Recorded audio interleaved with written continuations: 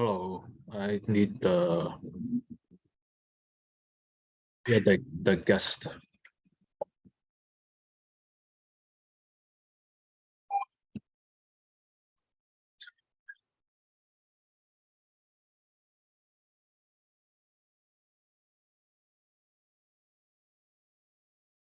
Okay, Anthony, you're the host. Okay. Excellent. Do you all hear me? Yeah, Shirley. Oh, okay, then I won't scream. So is it just us at this point? I'm letting the Port Authority folks up to the. Yeah, but how about committee people? Is it just you, me, and Janet so far? Anthony? I believe so. Hold on. It's Oh, you know what? Natasha needs to be promoted to panelist too. Yep, I'm going. Oh, and Yep. I see Joe Flayhaven. Hi, Christopher. Hi, good evening, guys. How are you doing Yeah, today? we can hear you, so it's okay. And I see Enrique Ramirez, and you did get that last name, right, that I sent you, Anthony, Yep, which I'm was Hirsch be promoted. Parrott. So we'll just wait till a few more people come. Here's Adam. Oh, and here's Carter from CB2 too. Hi there, Adam. So happy New Year to all. But hope you all had a great vacation. Thanks, Shirley. Or Happy at New Year. least holiday Happy celebration, anyhow. And so, Chris, let's see, we've got 1, 2, 3 folks so far. So, and you have 2 more coming, right? Oh, yeah. Is Ryan Laub, is that one of yours? Ryan, and I think we should have one more coming from the Port Right, Authority. Yep. right. Yeah, I'm just missing Tony Chan. Yep, he should be signing on soon. Yeah, and then we also have to have enough people for our committee to be able to start the meeting, and so far we do not. Okay, what is the number? What? What is that number? Oh, it would be a quorum. So the committee size is 10, so we need 5. So let's see, 1, 2, 3. Hey, we have it. We have it. Excellent, good. excellent. Let me just take a look and see who our attendees are tonight, our guests, in other words. Okay, so we do have a few guests who may later be wanting to ask some questions, and that's just fine. And I think we can begin. I can't believe it. We actually have our quorum. So I am Shirley Secunda, the chair of the CB2, Community Board 2 Manhattan Traffic and Transportation Committee, and I welcome you all to our meeting. And now, by way of introducing the rest of the members of our committee, I will call attendance. And as usual, committee, will you just say hi here, or raise your hands, or whatever. So first, I have to read names. I see Natasha Avanesian. Can you just raise your hand, say hi, or there she is, Natasha. And I don't see Amy Brenner yet. She may come in later. Janet Lift, just raise your hand. Hi, Janet. Hi. And Dan Miller may not be able to make it tonight, but he may join us later. He would be next, he's our vice chair. And Lois Rakoff will not be here tonight. Anthony Wang, and Anthony is our host tonight. He'll be letting you guys from Port Authority do your sharing and helping you along there. Okay, and Adam Zeldin. There he is. Hi, Adam. And Adam will time our guests if they have to ask questions. I don't think we have that many guests, so it may not be a consideration or not. And Joe Flayhaven, I saw him before. There you are, Joe. And I do not see George Hicalis yet. And Carter Booth, you want to say hi? Hi, Carter is just Hello, how's everybody? Yeah, we're all good. Did you have a good vacation? Or I should say holiday. Happy New Year. I don't know if it was vacation or not. And Donna Raftery, another member of Community Board 2. Hi, Donna, glad to see you. So I think so we've certainly got our quorum. We've even got our Community Board full board members. Let me just give you a few of our guidelines quickly for those of you who don't know the routine. We are having a presentation by the Port Authority of New York and New Jersey tonight. They're going to brief us with an update on where they are with repairs to the Holland Tunnel from Hurricane Sandy. And so they will give their presentation. Then our committee, as usual, will ask questions. Then we'll open it up to the floor. And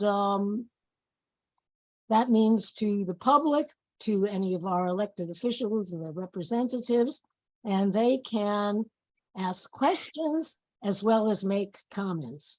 And that is about the procedure. After that, we go into what we call business session. We commiserate on what we just heard.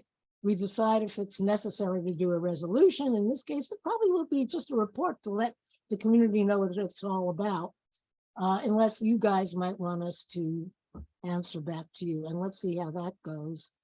And that's really what happens here. Then we've got the full board. And that is really where the final anything that takes place, the decisions, the discussion, whatever. And that is on January 19th, Thursday. And for anybody interested in attending that, just look on CB2's website and it will tell you when that meeting is. And okay, so our guidelines, I guess I didn't tell you what the requirements are we asked for. And that is simply to wait until the presentation's over to ask any questions. In this case, this would be also, of course, waiting until the committee asks their questions. And then when you're ready to speak, raise your hand. I think most of you are familiar with the raise hand. I don't know what happened to me, but my video, I will put me back on again. Here I am. And I just forgot what I was saying. Great. Happy New Year. But anyhow, once you are, before you're ready to ask questions, keep mute. Do not raise your voices or talk while the presentations or other questions are going on. And I think that's about what we usually say. Anybody remember anything else we should be warning anything about? I don't think so. So, okay, so we're going to proceed and say welcome to all our friends from Port Authority of New York and New Jersey, and I'll just read out who they are, and then if you'll all raise your hands as I just introduce you. Christopher Lee, who is the Senior External Relations Manager, and there you are, Christopher, hi.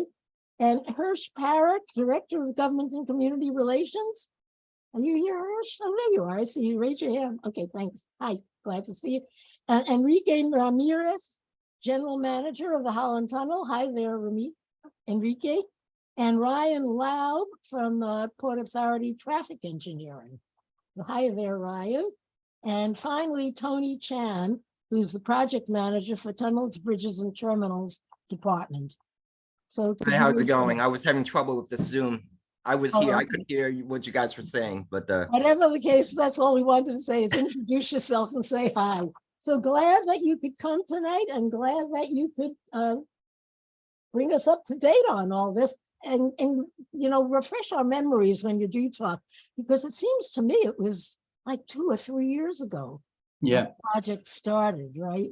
Yeah. So Yeah. thank you, Shirley. It's great to be here tonight with you guys, and we're happy to come before the committee and kind of give you guys an update on this project. We did come to see you a long time ago. Actually, I think it was in 2018 in person at NYU, and just to kind of introduce this project to you.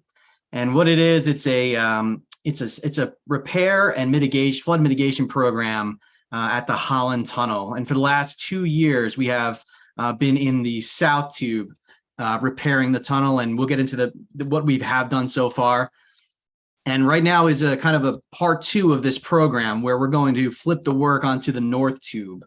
So we wanted to first talk about what we've done so far, refresh your memory about the background about the project, and then move into what's going to happen now and what we're going to do from here on out.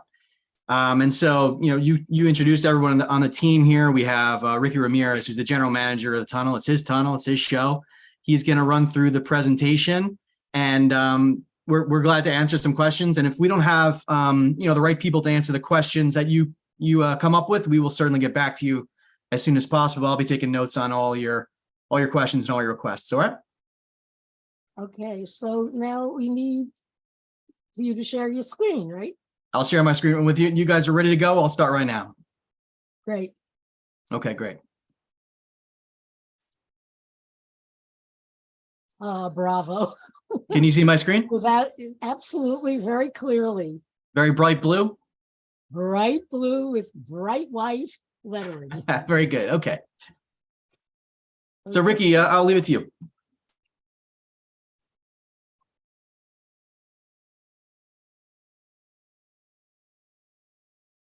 Ricky? Yeah, maybe you need to unmute yourself, Ricky. Okay, can you hear me? Yep. All right, perfect. Thank you. Hello, everybody. Shirley, good to see you again. Thanks for having us here to brief you on the project.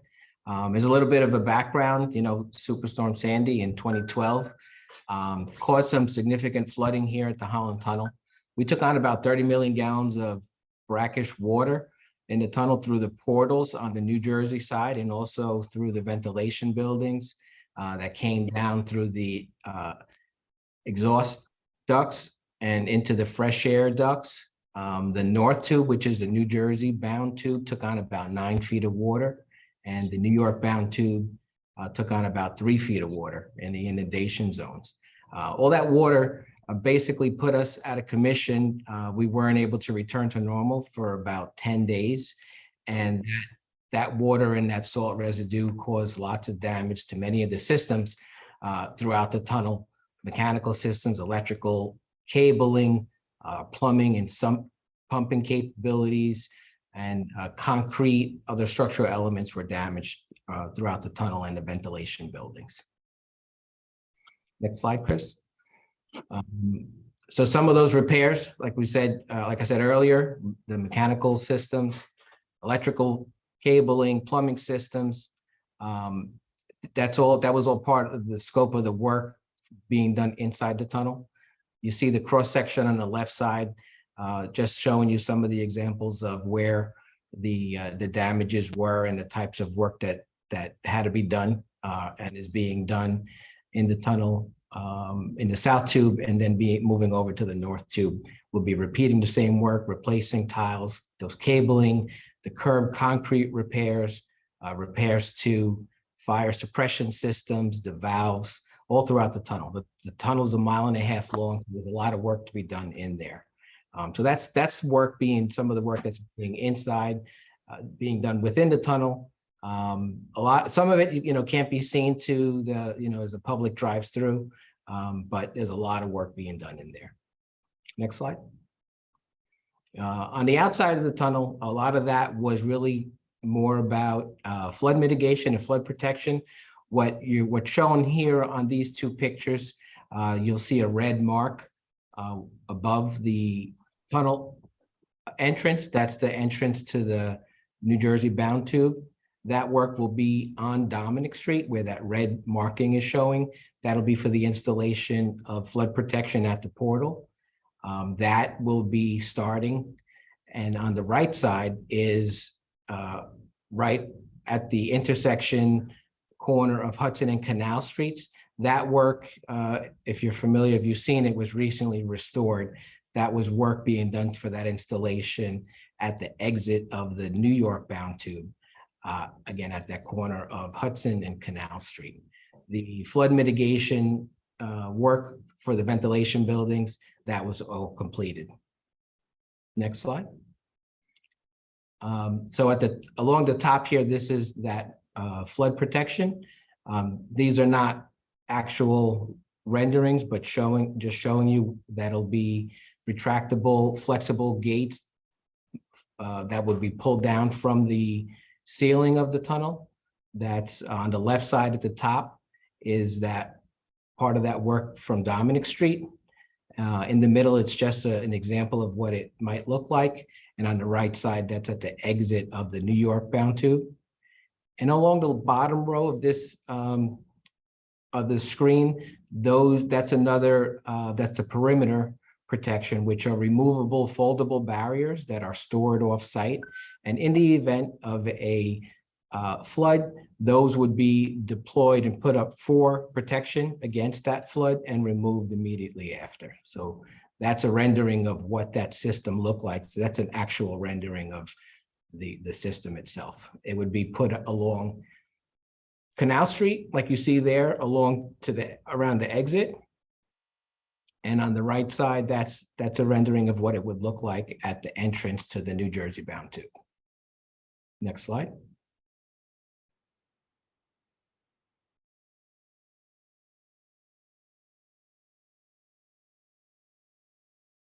And this is a progress photo of what you might have seen if you used a New York bound tunnel going while the work is being done in the South Tube. On the left, what you see there is the safety walk had to be removed and installation of new electric cabling and replacement of that safety walk. You see new tiles there, and you'll also see the installation of new lighting, which was completed in both tunnel tubes.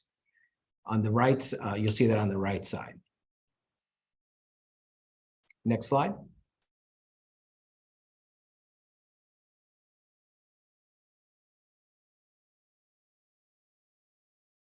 So for our next phase is, as Chris mentioned in the intro, we're wrapping up the work in the New York bound tube. We expect that to be done by February 3rd.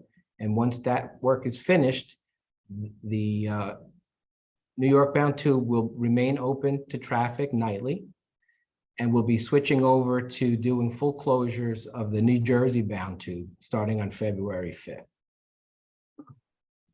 The duration of that work is expected to be about the same, about 30 months, starting again on February 5th and lasting towards the end of 2025, third quarter. The scheduled hours of work are 6 nights a week, similar to what was done for the New York bound tube. The hours of work are going to be from Sunday nights through Thursday nights. The tunnel will close at 11 p.m. and reopen at 5:30 a.m. And on Friday night, it'll be at 11:59 p.m., reopening at 9 a.m. Saturday morning. No closures are scheduled for Saturday nights, and work will be suspended during major travel holidays. And now I'm going to turn it over to our Port Authority traffic engineer, Ryan Laub, to talk about the traffic detour. Hello. During the design of this project, there was extensive traffic modeling performed, and for the whole region, because there'll be detours. Traffic will be detoured when the tunnel's closed to Lincoln Tunnel, George Washington Bridge, and even through Staten Island. And this from that modeling effort, these are the diversions that were modeled and developed for the different time periods. So the majority of the traffic will be diverted to the Lincoln Tunnel. There's some through Staten Island and some up to the George, but the majority, 83% of the traffic will be going to the Lincoln Tunnel. That's during weekdays, and the weekend, the Friday night and the Saturday morning, there's a different travel patterns. So that's slightly less will be going to the Lincoln and more going towards Staten Island.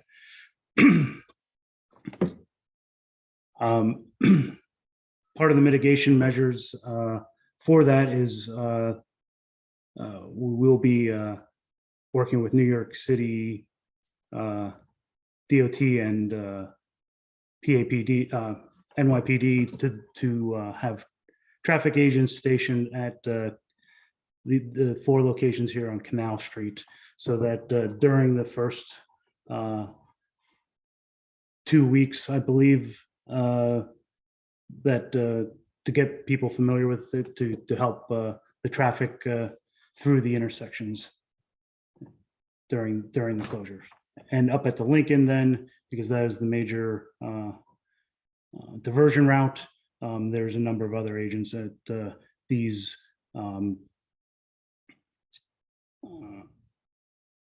I think there's 7 locations.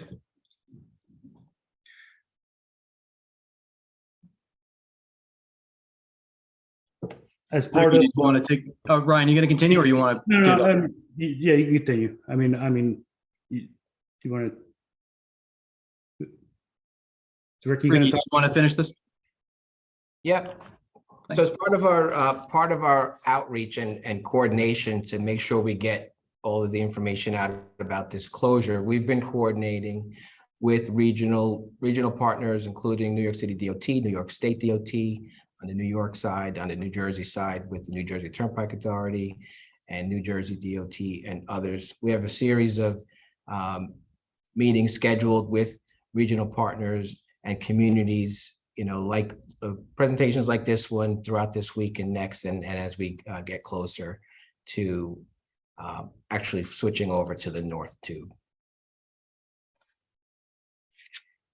Other outreach that we do, because again, our goal is to get this information out so our customers and the traveling public are aware. We're beginning radio ads on January 13th.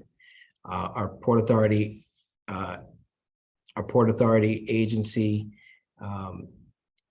center is in communication with other regional centers, and they also have partnerships with GPS navigation apps. So Google Maps, Waze, Apple Maps, Uber, Lyft, and other apps are going to be able to have this information uploaded ahead of time. For subscribers, Port Authority alerts, which are auto tweeted out, will also be sent out. We'll be using our own variable message signs around our properties, as well as getting assistance from our regional partners to put messaging up about the closures regionally at decision points, so people are aware and can make informed decisions about their origin and destinations. And of course, the information will be included in 511 New York, 511 New Jersey, and 311 in New York City. That concludes our presentation, and we're open for questions. Okay, so committee. And I think probably it's easiest to just remove the presentation now. Well, no, I guess let's leave it. Yeah, I see that George Hikalis has a question. George, can you unmute yourself? George? Am I unmuted now? Yes. Okay. Maybe I would be better off to be muted. Sounds like a chaotic set of things about to happen to our community. One obvious step that the Port Authority could do to diminish the negative impacts that will occur would be to make some changes to path. Perhaps the path fare could be waived during the periods when the tunnels are restricted. While it may not sound like a lot, it would certainly be something that would gain attention and could be done entirely by the Port Authority without necessarily any other agency having to stick its neck out. So I would suggest that as one obvious one. Okay, why don't we turn it into a question, George, because that's what our committee is really asking. So have you considered using path as that alternative? I guess would be the question. Right. Yeah, I mean, we definitely encourage people to use the pass system if they're going to be traveling at night as an alternative. We can definitely ask about the possibility of waiving a fare. I'm not sure what would be said about that, but definitely encouraging people, and we'll be doing that through our alert system. And, absolutely, driving people to the path would be a great option. Hey, thanks. And we'll work on encouraging that as well on our end. Mhm. Okay, thanks. Janet, unmute yourself. Hi, thank you, and it has been a while. So when you closed the south side, was that was diverting traffic coming into New York? That was all steered towards the Lincoln Tunnel? Yeah, that's correct. I mean, we're not directing anybody, but. Right, but you're encouraging them. Okay, so you did, when you did have that, and how did that go? I'm just curious. That was my thing. Do you know what the impact was on the neighborhood? I mean, these things are sort of unavoidable, but do you know how did that go and what the impact was on the neighborhood from the incoming traffic from New Jersey? Well, things went well. We didn't really have issues here. The routes, again, the goal is to get people to know it ahead of time so that they're not traveling to the tunnel and then finding out we're closed and then having to detour, but to take a more direct route that'll get them in the best way to their destination. So there weren't complaints or issues where people were, just like stuck there waiting, wondering what to do. It went well. It did start when we started the South Tube. It was in April of 2020. So that was right at the beginning of the pandemic. So traffic was really, really down. But we're back to just about 2019 levels. And even after all that time, we did not see any issues. Okay, great. Thank you. Okay, Adam. Thank you. Thinking about impact on bus traffic, I didn't realize this. I think there were more bus passengers on a given weekday at Port Authority Bus Terminal than all three Port Authority airports put together. That's very impressive. But I don't think there's a bus lane 24/7 at the Lincoln Tunnel, right? And if there's going to be traffic impact on the Lincoln Tunnel, have you measured kind of what that impact is going to be on bus riders? And have you considered 24/7 bus lanes to mitigate that? First question. And then second question about encouraging people to use PATH. Do you think it would be sensible to integrate with the Omni system, which is being widely adopted in the MTA? Would it make sense to be able to continue to use kind of tap to pay as you can all over both at, the air train as well as PATH?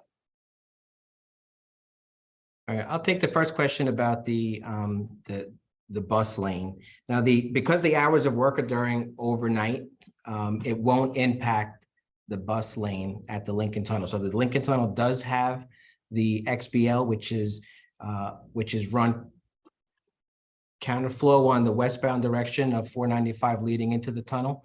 There are some modifications to the Lincoln Tunnel's operation that will mitigate any impacts over there. So one of the things that's being done is that the setup of that bus lane in the morning is going to be done approximately 30 minutes earlier, so that the queuing that takes place while that is being set up, so we avoid that by starting that setup process a half hour earlier. So that'll mitigate any impacts on the westbound traffic exiting the Lincoln Tunnel. Yeah, this is Hirsch. I'm sorry I'm not on camera anymore, but I'm happy to answer the second question about the Omni system as well. So Port Authority, obviously we've been able to integrate the Metro card into our mass transit system, whether it's the air train or the PATH.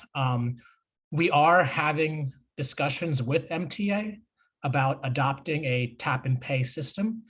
However, MTA has currently rolled that out for their subway and bus network, and has not been rolled out yet for their Metro North and Long Island Railroad networks yet. So it's a sequence, right? So MTA is working on rolling that out at their commuter rail networks first, but we are in discussions with them about adopting a similar tap and pay system for our mass transit PATH and air train as well.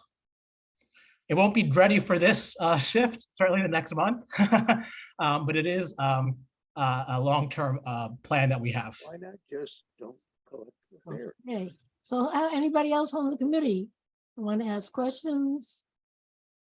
Going. Anthony, what we have in terms of our guests? The public or the, We have Darlene Lutz. do we have? Oh, yeah, Darlene. Okay, Darlene, so we can, Yep. we got you elevated, Yeah, Darlene. well, she should be able to talk. Yeah. Yeah, so you should be able to talk. Hi, thank you, and Happy New Year, everybody. Great presentation. I am Darlene Lutz. I live at the Holland Tunnel for for the past 43 years and counting. And I am also the vice president of the First Precinct Community Council.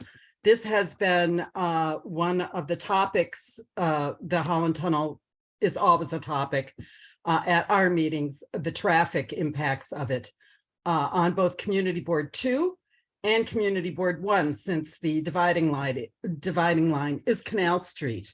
And this is going to bring, we knew the impact of the North Tunnel being closures. Now we are, and they were, they were severe on the quality of life here because Or you just care. because traffic in the middle of the night is no fun for anybody. People tend to, beep a lot. And we're wondering how, we've worked hard with the Hudson Square bid to get more traffic management down here during the days. That's working fairly well, but this is going to present another issue, and we know the work has to be done. So I'm wondering if you are coordinating with, the DOT, New York's DOT, to, hopefully mitigate some of that here in our area, regardless of what's happening at the Lincoln Tunnel and all of that. But there will be, until everybody gets into the groove, I guess, that this work is going on every night. They will be using it. So if you could give some enlightenment to that. I also would like to look at the slide. If the slide presentation is somewhere that I can easily access it, I won't ask for one to be put back up, because you did have a map up of the area that was going to be affected. It was right before traffic mitigation. I sort of would like to see that again. Darlene, you're at time. Thank you. Yeah, Darlene, this is Chris Lee. Shirley, do you mind if I answer that question? Oh, of course. Okay. I just was going to offer to send Darlene. Oh, okay. Yeah, I'll put my email in the chat, Darlene, and I'll speak with you about, I'll send you a copy of it, and we'll, you can look at what we presented tonight.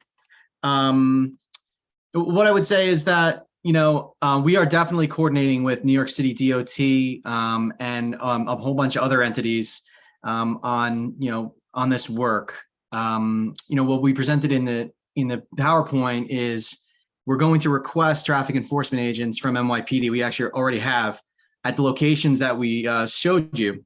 And we think that, in the first 2 weeks, as we monitor that and kind of people get used to what the new pattern is, that's going to go a long way and help on the overnight. And I think what you should know is that we're intending to divert traffic away from the tunnel at night. So in this neighborhood, you're going to see probably a lot less in the area. And Ryan can talk to, where that traffic's going to go. If it's going to go to Lincoln, it's going to go kind of away from the local streets, because we want to get them before they even come into the local streets. We want to get them on the West Side Highway. We want to tell them, go to Lincoln, go to the George. So Ryan can speak more about, where they go, but we're definitely coordinating with the local NYC DOT. Ryan, did you want to say something about where everything's going? Well, yeah, I mean, that was in the slides too, and the majority is going to be going to the Lincoln, and hopefully, after the traffic that normally goes over there at night, then they'll get used to that, but the alerts, the navigational apps, by providing all that information that it's closed, like, you know, Chris said, that hopefully the traffic will divert away from this before it even actually enters the area. And we will be monitoring it. Our agency operations center and others, you know, we will be monitoring it closely to make sure that is happening. So, You know, I think I will ask you something in relation to this right now, which is there an address, an email, telephone number, some kind of contact that folks like Darlene can interface with if there are problems like noise or such? Do you have some kind of website set up, some kind of informational access? We don't right now, but you know, if Darlene or anyone on this committee you can talk to me directly. You can email me directly, and I'll leave you, Shirley, my cell phone number. You can call and text me if something is going on, and we'll figure it out. Yeah, you know, and if Chris, if you could just put it right in the chat, right? Yeah, now, no problem. it'd be really good. I'm going to leave Ricky's cell phone right here. Okay. Now, this is my cell phone and my email address, so anytime. Okay, great. Yeah. Because sometimes the best way to handle these things is exactly when it's happening. So great, Chris. Yeah, and it's good. It's, you know, members of this committee should, you know, have my contact, and you know, you guys have your ears to the ground. You would hear something that maybe we don't even hear. So please get in touch with me. That's terrific. Thank you. So who's next, Anthony? Jeffrey Rowland. Jeffrey. Hi, Jeffrey. Hi, Shirley. I'm delighted to hear that the tunnel's being repaired and flood mitigation installed. But one glaring omission, as far as I was concerned, in your presentation was where you place the traffic enforcement agents. You have nothing for the Broome Street Watts feed at Varick. And that is the Williamsburg Bridge comes across that way. And at night, I realize in daytime it's appalling at rush hour, but at night it's just a very speedway. It's a, you know, they go through racing, and then when they get to 6th Avenue or Varick, they are not going to know what to do because you don't have an assigned TA there. And so that to me was an omission, because that's a major point of trouble. They'll be riding right across, and then what do? They get to Varick. They have to turn, there's a short block there, and then they have to turn onto Canal, where you will have an agent, but there's nobody there to tell them that. And they may turn to go up 6th Avenue and then try to go around. They may not know. So I'd like to see that agent added there. All right. Yeah. Thanks, Jeffrey. We will certainly I'll have our traffic engineering department look at that location. You know, this is not totally final yet. We'll definitely consider that location. I've got a few years on, Darlene. I've lived at Thompson Street near Watts for 53 years. So I've seen a great deal of the changes in the traffic flow from when they reversed the tolls on the Verrazano and how that impacted us. And the Soho and Thompson Street, particularly Thompson Street, because they try to get around the Broome Street traffic by going across Houston and turning down Thompson. Right. So every single night, practically, Thompson Street is backed up to at least Prince Street. And I'd like to make sure that at night we don't have roaring cars going across Broome and Watts, not knowing where to go and causing backups and more traffic. Thank you. Absolutely. Yeah, no problem. We will have our traffic engineering department look at it, and you know, it's not final yet, so we will definitely look at it. Thank you. Thanks. Thanks, Shirley. Happy New Year. Okay, Happy New Year to you, Jeffrey, and all. Who else? Anthony, anybody? That's it. That's it, okay. Anybody on the committee? Anybody else? Speak now or forever hold your peace. Okay. So actually, the next thing to do is business session, and we will simply discuss what we will be following through on this. But from my point of view, it seems the best thing that we can do is just get the word out there ourselves too, I think. So during business session, Everybody is welcome to stick around, but it's just the committee that speaks. So you're welcome to listen to what we are saying to each other. But at this point, the public session has ended. So thank you to Port Authority of New York and New Jersey for updating us and to giving us the details and for making yourselves available if we have any other questions. And oh, I see George Hicalis is saying something. George, so we're in business session now. So this is to do with business session, right? Yes, that's what I wanted to Okay. discuss. Right.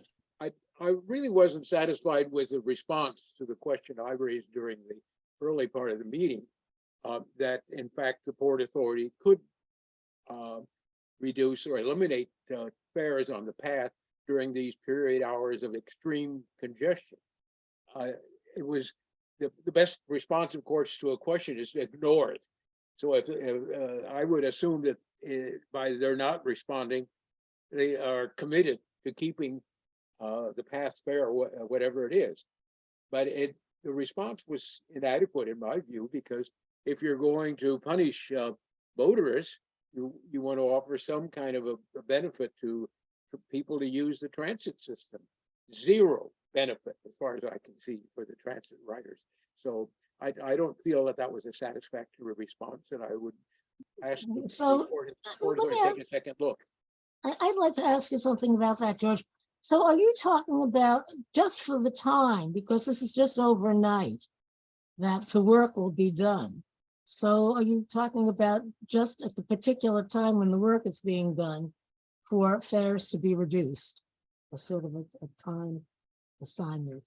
Yes, that's the bare minimum. It would be nice to have the path fares eliminated completely 24/7 and have higher tolls on the Lincoln and Holland Tunnel. So you would encourage people to do the right thing, choose the right mode. I don't think we're quite ready for that yet, but at least a tiny toll in the water, just such a modest change would really indicate that there is some human life in the Port Authority executive chambers. Hey, Janet. Yeah, I mean, I strongly second George's suggestion, and that if we're going to make a recommendation, that the bare minimum, I think they really should do it, because most people drive in. If they're driving in, they're driving out, like it's a back and forth, especially from New Jersey. So if we're going to encourage them to reduce or eliminate the fares, it should be, from 7 p.m. till 6 a.m. So people come in that way as well as return that way. I don't know. That, if you want to dream a little. Okay. Anybody else on the committee? Any comments, any thoughts? Thoughts about this recommendation? Is this something that you think we should do a resolution on? Or just have it in the report, which you would, of course, share with the community as well as with Port Authority? And of course, the folks here tonight have heard our sentiments on this. Does everybody pretty much agree that this would be something we should recommend? Just raise your hands if you agree. Yeah, I see one, yeah, two, three. Adam, I think you agree. Oh, okay. Four. Anybody else on the committee? Is this for a resolution or just that we? Well, that we just agree? that we should put this, okay, that's the next question. Okay. Either way, it could be, you could put it in a report or do a resolution. Okay, I'll tell you my feeling. My feeling is we don't need to do a resolution if we're going to just do one thing. I think it is important to do a report and then to highlight this as our one recommendation. But I could be wrong. Anybody have strong thoughts about it? Well, would a resolution be stronger? I mean, that's the question. Does it make a difference in how it's perceived? Yeah, I wonder. Yeah, it might. What we could do because it seems there's a lot to report, okay? And that not all of that should go into a resolution. So maybe the way to do it is to have a report with all the details and then have a resolution that addresses this particular issue. What do you think of that? Yeah, yeah, okay. Anybody else? Anthony? Okay. So, George. Yeah, the point I made earlier was that this should be considered. It didn't say it should be immediately done as a mitigating factor to help relieve the terrible pain that this community is going to face with these repairs. That at the very least, the Port Authority could consider, outrageous as it may seem, to waive the path fare during those periods when the roadways are far more congested than they would normally be. Okay, so George, would you do me a favor? Yeah, Will you sure. write down all your sentiments and get them to me by tomorrow? All right, try Okay. to if I can. And I will Consider integrate doing them, this. That's it. okay, Very simple. as a resolution. In other words, pointing out what the concerns are, and then, why it should be done, and then asking for it to be done. Thank you. We'll And try. then besides that, we'll do a thorough report of what's been presented tonight. How does that sound to everybody? I'll And I send see it to you Carter, tonight. tell us. Hi, Shirley, I'm outside walking. I don't know if we're actually shortchanging the Port Authority's revenue stream by doing that. I think that, the New Jersey Transit trains end at 1 or 1:30, so they don't operate after that. Most of the people driving are not going to, places serviced by the path that are going through there. I don't think that there are many traffic backups at night, when this is closed. So I'm not so sure without hearing any responses from the Port Authority to that, who are the experts, if that's such a good idea. I mean, that would basically mean that you're reducing the fares for everybody riding the path on every single night. And that seems more harmful in the long run when we know ridership has been down so much, and that cash collection is so important to their revenue streams. And I just say that because the path system that it services is so limited.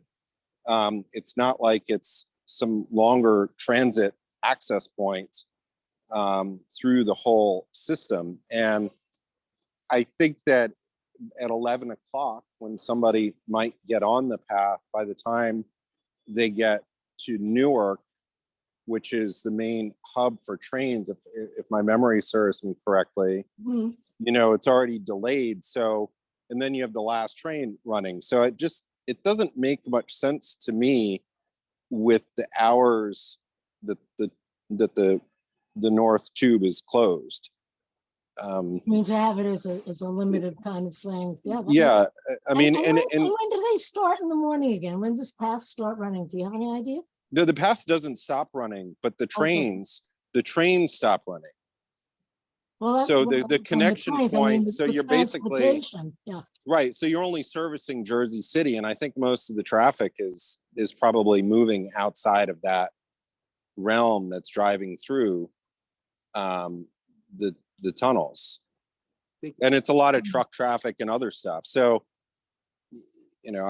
I'm just not sure, with not having asked them direct questions about that, if proposing a resolution without knowing that is such a great idea.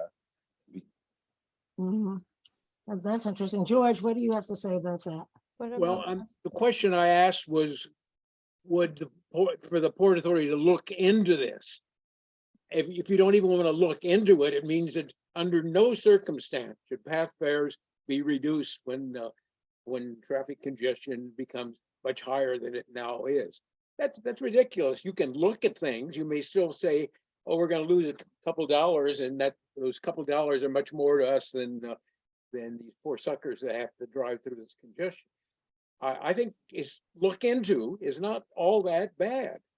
I don't think that it raises the issue which no one has raised otherwise, and it doesn't say you have to do it. We're not saying we are forcefully committed to that. We're just saying the Port Authority should look into reducing or eliminating the pass fare during these hours of disruption. A lot of people use in Jersey City and the like do use pass, and they do use their cars. So even a little bit of a gesture, a symbolic gesture, would be a huge help. I go to Shirley's question. Don't put it in. Don't look at it. Absolutely forbidden to look at examining this. That would be a terrible thing to say. Yeah, I just go to what Shirley asked this question. What were there any issues on the New Jersey side? And they said no, there were none.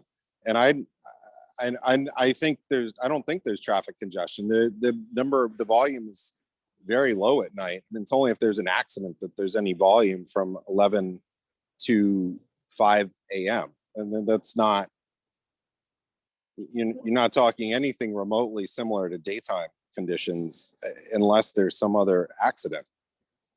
Yeah, well, we just got a note from Nicole Barth from Councilman Butcher's office.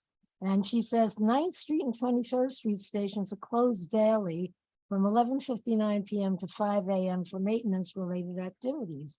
This is a sign. Please use Christopher Street, 14th Street, or 33rd Street station.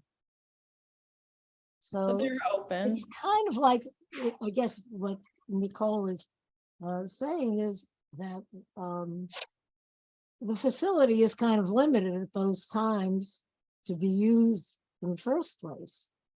So I'd like to hear more. The service is limited, exactly, Nicole. So that as it is, there isn't too much service. Well, the stations are limited. The service isn't necessarily reduced. You just can't get the train at 9th and 23rd. You have to go to Well, Christopher. that reduces service. I mean, it means you can't get to those stations. So it's a very limited kind of service.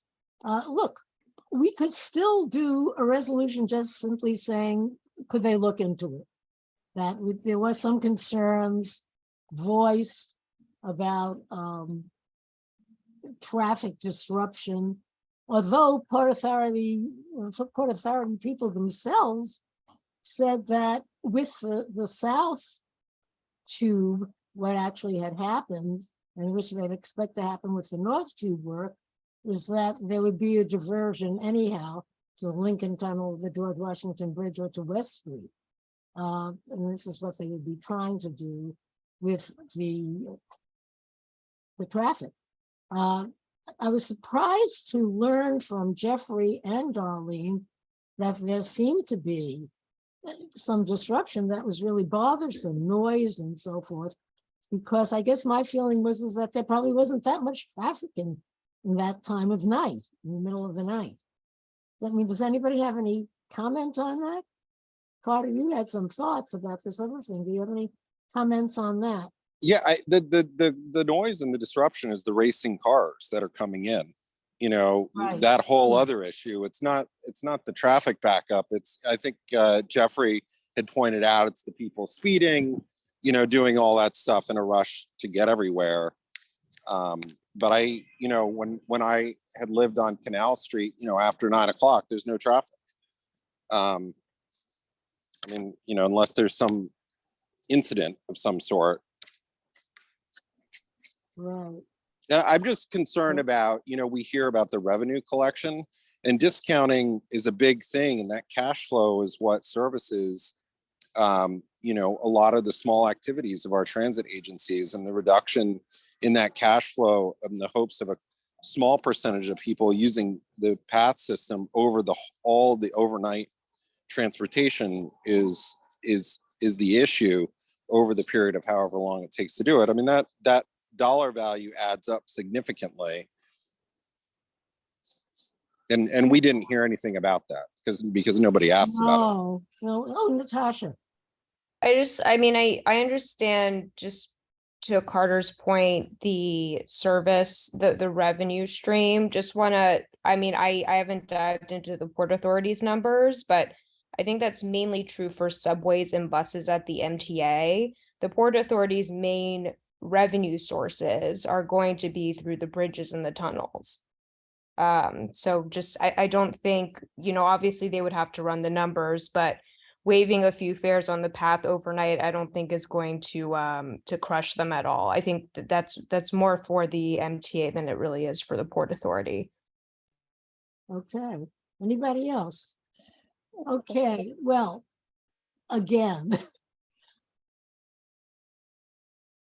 Short little resolution. Consider the possibility of reducing Or the fares to the duration of the tunnel being closed. How